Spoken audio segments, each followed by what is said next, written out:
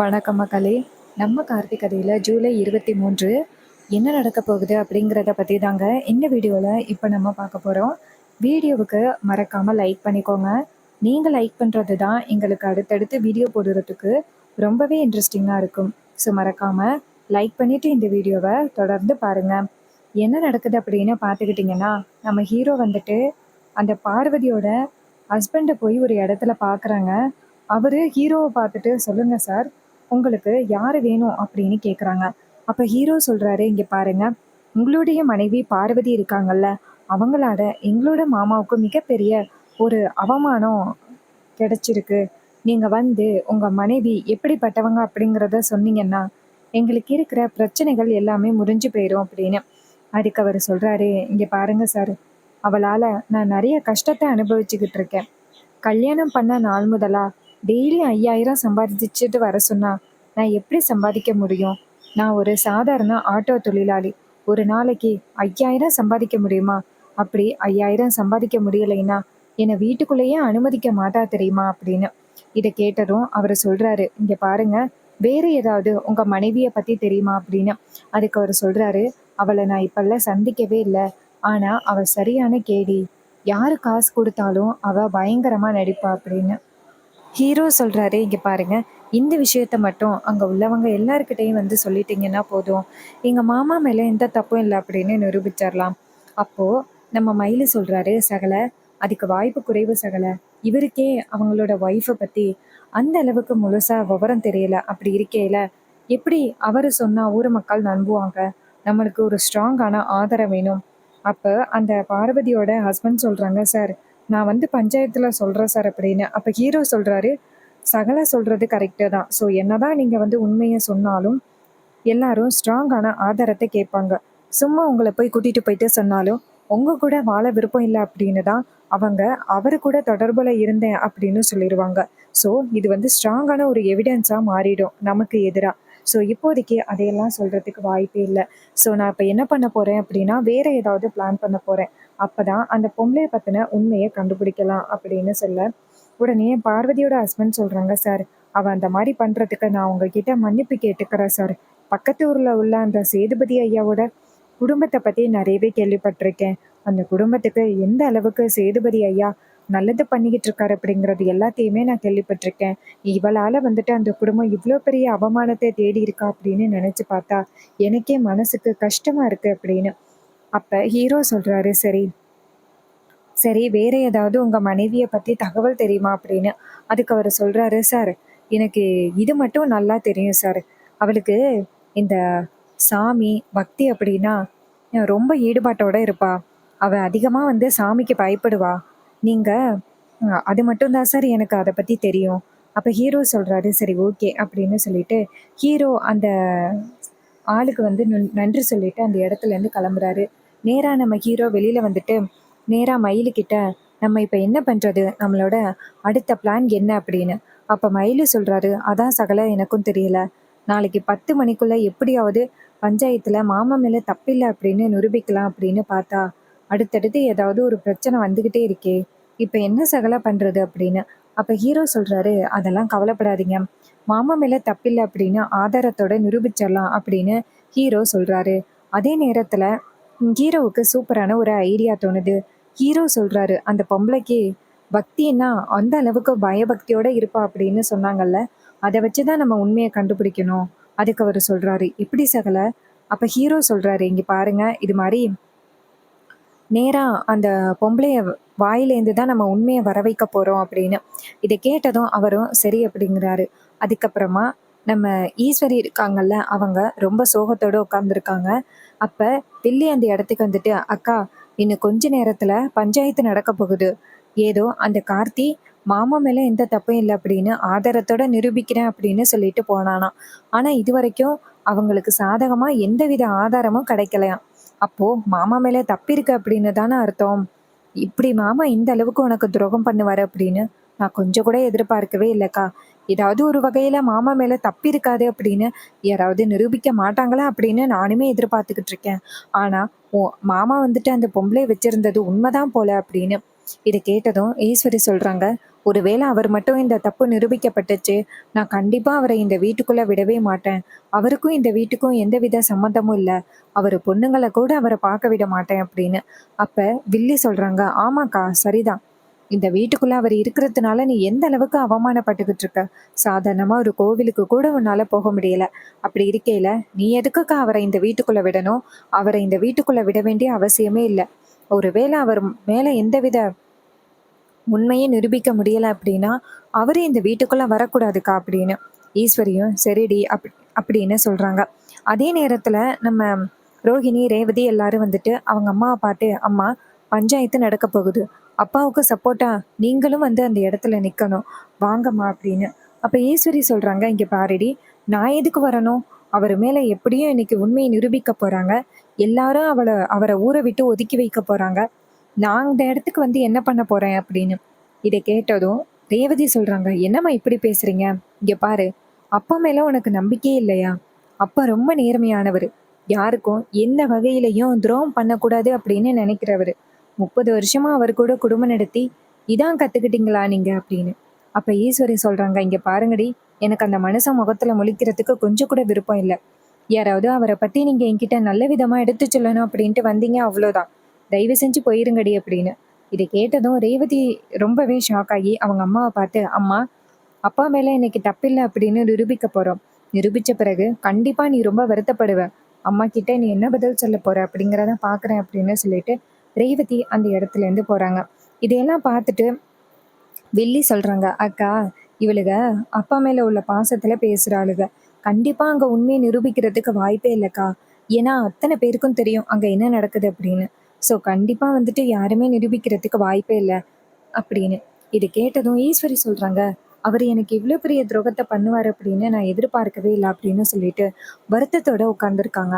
ஈஸ்வரி சொல்றாங்க, இங்க பாருடி, நான் கண்டிப்பா அந்த பஞ்சாயத்துக்கு போக மாட்டேன். அங்க போனா அத்தனை பேருக்கு முன்னாடி நான் தான் அவமானப்படுற மாதிரி இருக்கும். ஸோ நான் கண்டிப்பா போக மாட்டேன்டி அப்படின்னு. அதுக்கு வில்லி சொல்றாங்க, அக்கா உன்னை யாருக்கா போக சொன்னது? நீ எல்லாம் அங்க போகவே வேணாம். அங்க போனா உனக்கும் எனக்கும் தான் அவமானம். நம்ம இங்கேயே இருப்போம். எப்படியும் மாமா மேல சொன்ன அந்த பழி உண்மைன்னு நிரூபிக்க போறாங்க. அந்த இடத்துக்கு நீ போய் நின்னா உன்னையும் சேர்ந்து எல்லாரும் பேசுவாங்க. ஸோ நீ போகணும் அப்படின்னு அவசியம் இல்லக்கா, நீ இருக்கா அப்படின்னு சொன்னதும் ஈஸ்வரியும் சரிடி அப்படின்ட்டு உட்காந்துருக்காங்க.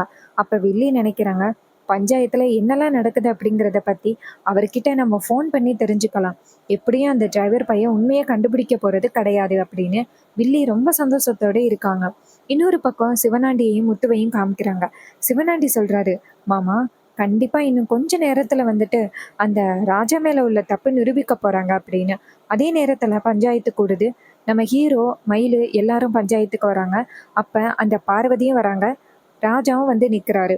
ஊர் தலைவர்கள் ஹீரோவை பார்த்து, தம்பி 10 மணிக்குள்ள உண்மையை நிரூபிக்கிறதா சொன்னீங்க. ஆனா இதுவரைக்கும் எந்த விதத்திலயும் நீங்க உண்மையை நிரூபிக்கவே இல்லையே அப்படின்னு. அப்ப ஹீரோ சொல்றாரு, இங்க பாருங்கய்யா, நான் பஞ்சாயத்துல ஒரே ஒரு கோரிக்கை வைக்கிறேன். இந்த லேடி என் மாமா மேல அவ்வளோ பெரிய பழி போடுறாங்கல்ல, ஆனா அந்த பழி உண்மை கிடையாது. ஆனா அந்த லேடி இந்த பழி உண்மை அப்படின்னு சொல்றாங்க. மாமா ரொம்ப தவறானவரு அப்படின்னு சொல்றாங்க. அப்போ அந்த லேடி தான் மேல எந்த தப்பும் இல்ல, நான் சொல்றது எல்லாமே உண்மைதான் அப்படின்னு அந்த லேடி, நான் கொடுக்குற இந்த கலசத்தை வாங்கிக்கிட்டு இந்த கோவிலை வந்து சுத்தி வரணும். அதுவும் இந்த கும்பாபிஷேகத்துக்கு வைக்க போற கலசத்தை வச்சு இந்த கோவிலை சுத்தி வரணும். ஒருவேளை அவங்க எந்த பிரச்சனையும் இல்லாம நல்லபடியா சுத்தி வந்துட்டாங்க அப்படின்னா, அவங்க சொல்றது எல்லாமே உண்மை அப்படின்னு நான் ஒத்துக்கிறேன்.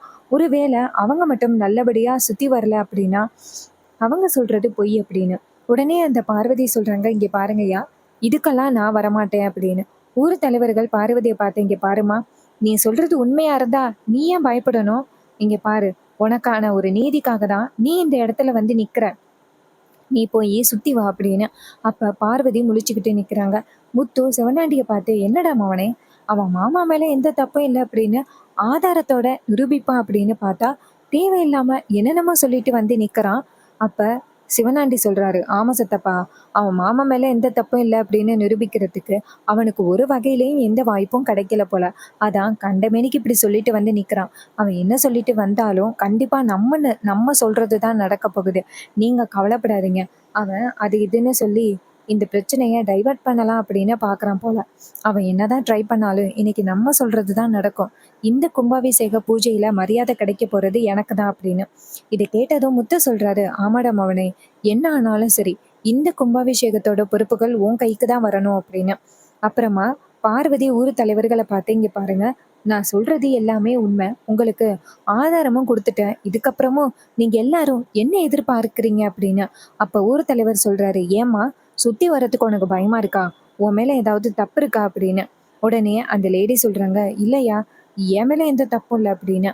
அப்போ ஊர் தலைவர் சொல்றாரு, தப்பில்லை அப்படின்னா இந்த கலசத்தை எடுத்துக்கிட்டு கோவிலை சுத்தி வா அப்படின்னு. உடனே அந்த லேடி சரிங்கய்யா அப்படின்னு அந்த கலசத்தை வாங்குறாங்க. வாங்குறப்பயே அந்த லேடிக்கு கையெல்லாம் நடுக்குது. அப்ப அந்த லேடி கோவில சுத்தி வராங்க. சுத்தி வரும் பொழுது நம்ம ஹீரோ சூப்பரா ஒரு ஆளை அம்மன் கெட்டப்ல ஏற்பாடு பண்ணி வச்சிருக்காரு கோவிலுக்குள்ள. அந்த கோவிலுக்குள்ள யாரும் போகக்கூடாது அப்படின்னு ஹீரோ சொல்லிட்டாரு. அப்போ அந்த லேடி சுத்தி வர போறாங்க. அப்ப இந்த பக்கம் ஊர் தலைவர்கள் கிட்ட, இங்க பாருங்கய்யா, என்கிட்ட ஒரு ஸ்பீக்கர் இருக்கு. இந்த ஸ்பீக்கர்ல அந்த லேடி சொல்றது எல்லாமே ரெக்கார்டா வரும். அப்போ ஊர் தலைவர் கேட்குறாரு, தம்பி என்னங்க தம்பி சொல்றீங்க? அப்ப ஹீரோ சொல்றாரு, அது மட்டும் இல்ல, அந்த லேடி அங்க என்னெல்லாம் புலம்புறாங்களோ அது எல்லாமே உங்களுக்கு ரெக்கார்டா வரும் அப்படின்னு சொன்னதும், இதை கேட்டதும் சிவனாண்டி ஷாக் ஆகுறாரு. ஆகா, இவன் மாஸ்டர் பிளானோட தான் இறங்கியிருக்கான் அப்படின்னு. இன்னொரு பக்கம் அம்மன் வேஷத்துல இருக்கிற ஒருத்தவங்க நேரா அந்த பார்வதியோட எதிர்க்க நிக்கிறாங்க. நின்றுட்டு, எவ்வளவு தைரியம் இருந்தா அந்த உத்தம மேல நீ இவ்வளவு பெரிய பழி போடுவ அப்படின்னு. இதை பார்த்ததும் அந்த பார்வதிக்கு பயம் வர ஆரம்பிச்சிருது. அவங்க ஏற்கனவே கடவுள் பக்தி அதிகமா உள்ளவங்க, கடவுளுக்கு பயப்படுறவங்க. அவங்க டக்குன்னு சொல்றாங்க, ஐயோ அம்மா என்னை மன்னிச்சிருங்க, காசு கொடுத்தாங்க அப்படிங்கிறதுக்காக நான் அவ்வளோ பெரிய பொய் சொல்லிட்டேன், அந்த ஐயா மேலே எந்த தப்பும் இல்லை அப்படின்னு. அது எப்படியே நம்ம ஹீரோ ரெக்கார்ட் பண்ணி ஊர் பஞ்சாயத்து தலைவர்கள் கிட்ட காமிக்கிறாங்க. ஊர் பஞ்சாயத்து தலைவர்கள் எல்லாருமே அந்த வீடியோவை பார்த்துட்டு ரொம்பவே அதிர்ச்சி ஆகுறாங்க. சிவனாண்டியும் ஷாக் ஆகுறாரு.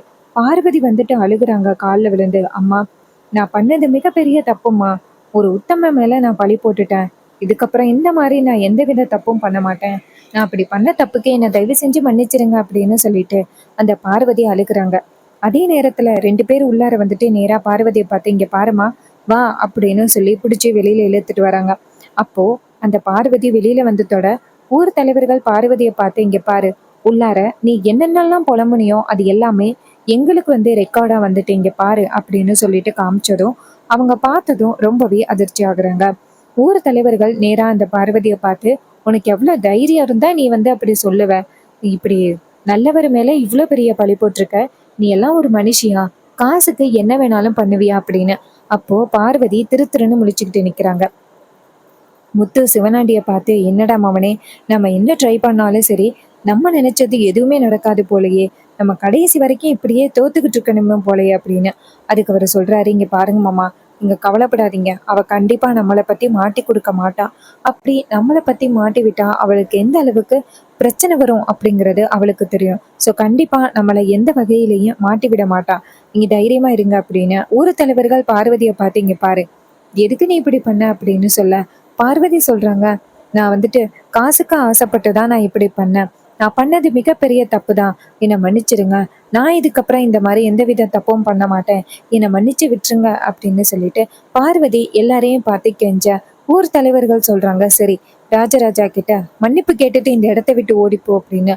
உடனே அந்த பார்வதி நேரா ஊர் தலைவர்களையும் ராஜாவையும் பார்த்து மன்னிப்பு கேட்குறாங்க. என்னை மன்னிச்சிடுங்க, நான் பண்ணது மிகப்பெரிய தப்பு, உங்க மேல நான் ஒரு மிகப்பெரிய பழிய போட்டுட்டேன், என்னை மன்னிச்சிருங்க அப்படின்னு சொல்லிட்டு பார்வதி கையெடுத்து கும்பிட்டுட்டு அந்த இடத்துல இருந்து கிளம்புறாங்க.